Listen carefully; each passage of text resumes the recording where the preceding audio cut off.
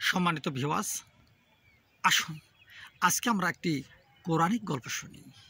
এটি পবিত্র কোরআনুল কারিমের সূরা ইয়াসিন ৩৬ নম্বর সূরার ১৩ থেকে ৩০ নম্বর আয়াতে কারিমাকে সামনে রেখে গল্পটা।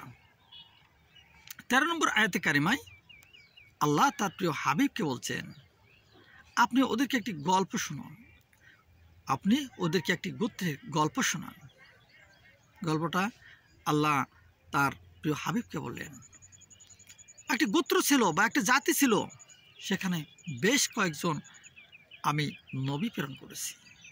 তার মধ্যে প্রথমত ২ জন নবী তাদেরকে প্রথমত দাওয়াত দিল, কিন্তু তারা কোনোভাবেই একত্ববাদের দাওয়াত গ্রহণ করল না। এরপর আমি আল্লাহ তাদেরকে সাহায্য করার জন্য আরও একজন নবী প্রেরণ করলাম এবং ৩ জন নবী মিলে তাদেরকে দিনের পর দিন দাওয়াত দিয়ে যাচ্ছিল।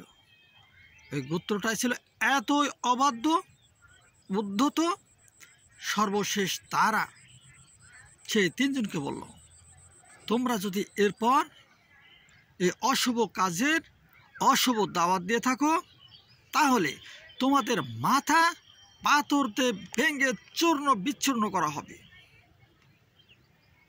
এরপর এই ২ জন নবীর যখন দাওয়াতের ঘটনা চারদিক ছড়িয়ে পড়ল, তখন ওই গোত্রের একজন ব্যক্তি অনেক দূর ছিল, সেখান থেকে ছুটে আসলো।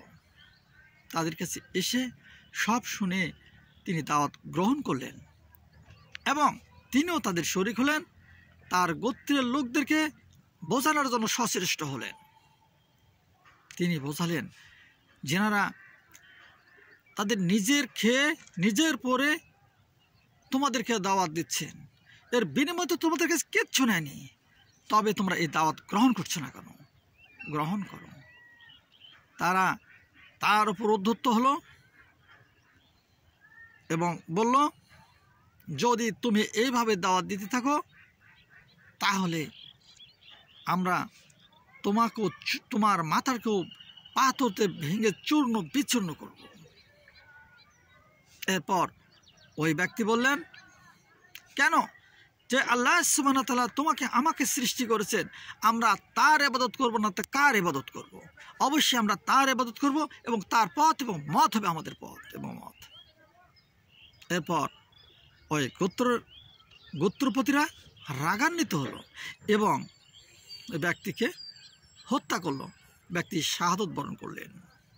শাহাদত বরণ করার পর আল্লাহ সুবহানাহু ওয়া তাআলা তাকে সম্মানিত করে জান্নাতের ব্যবস্থা করলেন।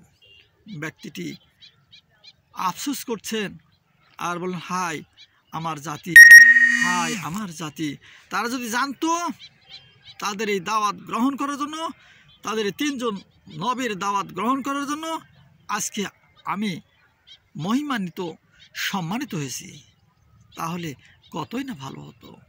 আল্লাহ তাকে জান্নাতে দিলেন এবং আল্লাহ সুবহানাহু ওয়া তাআলা আফসোস করলেন, হায় জাতি, যুগে যুগে কালে কালে আমার নবী এবং রাসূল যতগুলো এসেছে, সমস্ত নবী এবং রাসূলগুলোকে তার জাতি এবং গোত্রের লোকগুলো তারা অপমানিত, নির্যাতিত, নিষ্পেষিত হয়েছে। আরও বললেন, এই জাতিকে ধ্বংস করার জন্য আমি আসমান থেকে কোনো সৈনিক পাঠাইনি, আসমান থেকে কোনো শক্তি পাঠাইনি, শুধুমাত্র একটি শব্দ পাঠিয়েছিলাম, যে শব্দের বিকট শব্দে ওই জাতির গোত্রপতি সহ পুরো জাতি ধ্বংস হয়ে গেছিল। আমি আজকে এই গল্প শুনলাম। সম্মানিত ভিউয়ার্স, এ যুগে এত নবী এবং রাসূল আসবে না, কিন্তু তার ওয়ারিশগণ আছে, তারা যে একত্ববাদের দাওয়াত দেয়, তারা যে দিনের দাওয়াত দেয়, এই দাওয়াতটা গ্রহণ করুন। যে আল্লাহ সুবহানাহু ওয়া তাআলা পরমাণু থেকে আসমান জমিন সমস্ত কিছু জিনিস সৃষ্টি করেছেন, তার পক্ষে আসুন আমরা দাওয়াত গ্রহণ করি, একত্ববাদের দাওয়াত গ্রহণ করি এবং সেই আল্লাহর জমিনে আমরা একত্ববাদ প্রতিষ্ঠার জন্য সচেষ্ট হয়। কারণ এই জমিন তো আল্লাহর, যে আল্লাহর এই জমিন, সেই আল্লাহর জমিনে আল্লাহর আইন প্রতিষ্ঠিত হোক, এটা আমরা সকলে প্রত্যাশা করি। আর সকলেই আমরা প্রত্যাশা করি যে আমাদের যখন একত্ববাদের দাওয়াত দিবে আমরা এই দাওয়াতটা গ্রহণ করি, ওই একত্ববাদের সেই মালিকের ইবাদতে নিজকে মগ্ন রাখি। আসসালামু আলাইকুম ওয়া রাহমাতুল্লাহ।